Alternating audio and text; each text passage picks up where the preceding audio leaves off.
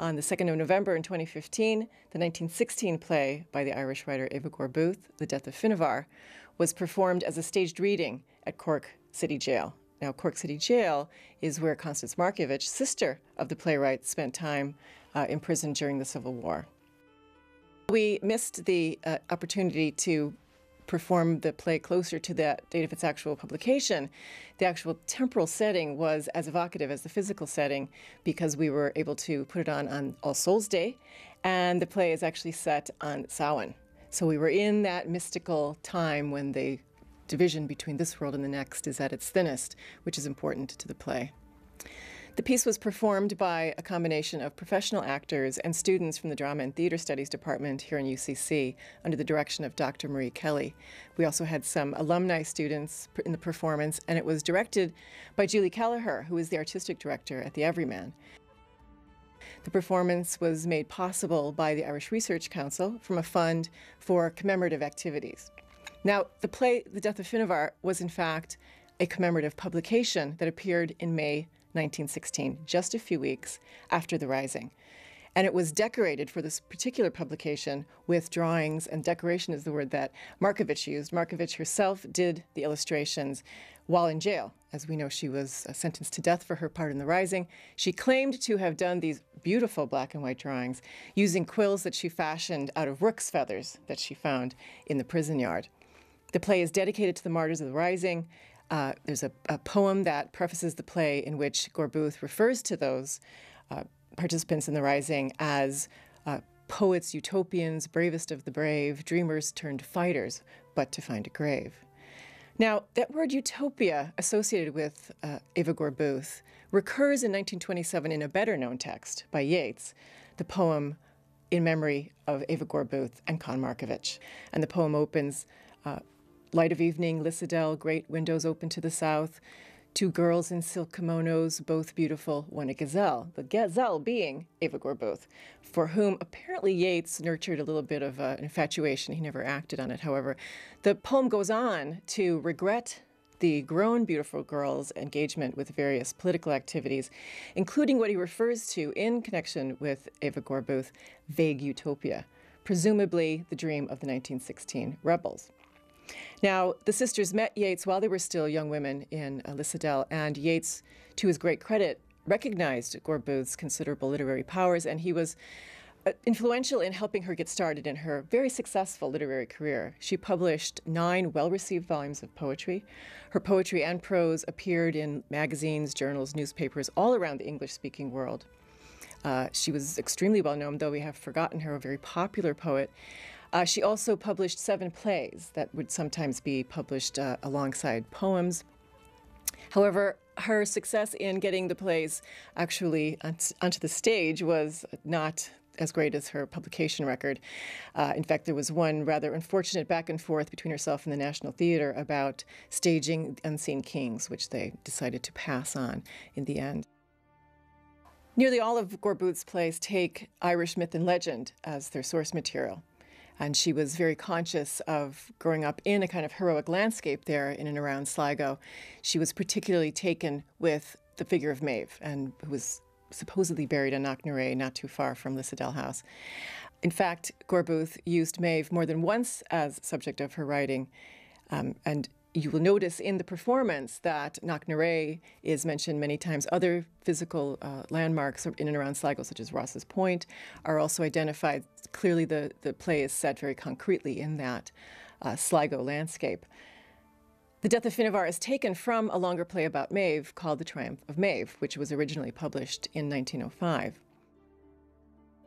In that longer play, we find out more about the kind of the gender dynamics of the politics of the court. We find out that Fergus is in fact plotting against Maeve, and even the harper Nera, who appears with spring flowers in his hair at the opening of the play, spring flowers that have come from Tirnanog, where he has spent a year.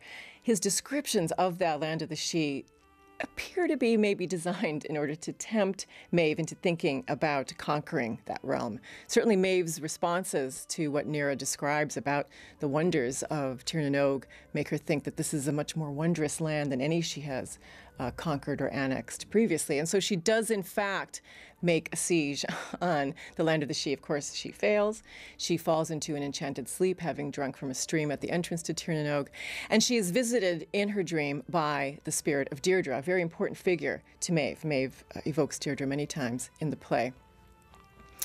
Deirdre lets Maeve know that force is not the way into Tir na nÓg, and it's not long after that that the Death of Fionavar begins. And it begins, as you will notice, with a woman speaking, the Druidess, who is prophesying the death of Fionavar, Fionavar being the much-beloved 16-year-old daughter of Maeve. Now, the love between daughter and mother is very beautifully portrayed in the play, and it's maybe seen as the weak spot or the soft spot in the otherwise very martial, strong-willed Maeve, who is in perfect control of all of her warriors and courtiers, except when it comes to her daughter. And this is typical of Gore-Booth's plays, which tend to feature relationships between women and also strong women. And you can see how using myth and legend can really lend itself to the representation of emotionally and physically powerful warrior queens and goddesses. In addition to the poems and dedications that preface the play, there is a 3-page prose piece about the way in which Eva Gore-Booth has taken liberties, and that is her own phrase, taken liberties with these myths. Now, she's anticipating what she knows is the criticism she's in for deploying this kind of national mythic iconography in a way very different from the ways in which her male contemporaries were using it. Maeve's grief at the death of Fionavar is very touching, very effective. It's one of the really most powerful passages in the performance. It's especially moving if we realize that while Eva Gore-Booth was preparing this commemorative edition of the play, her sister was under sentence of death. The sisters were very close. They had an exceptionally close relationship. Constance did not long survive the death of her younger sister, Eva. While Constance was in prison, wherever she was in prison, the sisters would set aside an hour every day, usually kind of around, dawn or dusk, one of those transitional times of day, in which they would think of nothing but each other in the hopes of establishing a telepathic connection. So when Maeve is begging the corpse of her daughter, Fionavar, to open the gates of Tir na nÓg to her, it's impossible not to think of Eva Gore-Booth at the same time as she's preparing this manuscript, wildly grieving for the impending death of her sister. She would say things at the time such as, "I wish she were killed in the heat and glory of battle rather than so coldly executed." It was a very painful time for her. However, even in this depth of despair, Gore-Booth was able to entertain some kind of hope, and I think in many ways this publication is an expression of that. Gore-Booth was somebody who was interested in theosophy. She was particularly invested in the idea of reincarnation, and she saw it as important not only spiritually but philosophically and even aesthetically. This idea of eternal return and the cyclical structure of time. It's something that we see in Yeats, also interested in theosophy, and his Widening Gyres is a kind of a representation, a poetic representation of that spinning way that time works in this cosmic context. And in fact, that design of the helixing, spinning shape is something that we see throughout the text in Markievicz's design. She incorporates many theosophical symbols, such as the caduceus, the Ouroboros, even primroses were important in various Hermetic groups at the time, including theosophy. And so we have then the sisters possibly using this text as a way of expressing their hope that they never be parted. So Maeve's feeling at the end of the play that she will now be able to enter Tir na nÓg. It's not that she's going to commit suicide, but that she has kind of come to peace with her life, and she is now ready for this kind of reunion with her daughter. Clearly reflects the sisters' feelings that even in the depth of despair, they would be reunited. So not only the plot, but the illustrations of the play really gesture towards this idea of transcendence, of pain, and of war.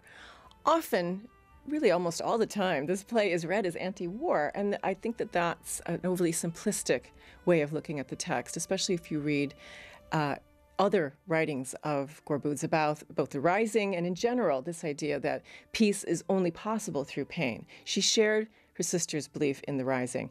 Utopia is achievable, but it requires sacrifice, including war, suffering. So even at their darkest moment, I think both sisters believed they would see each other again somewhere, sometime.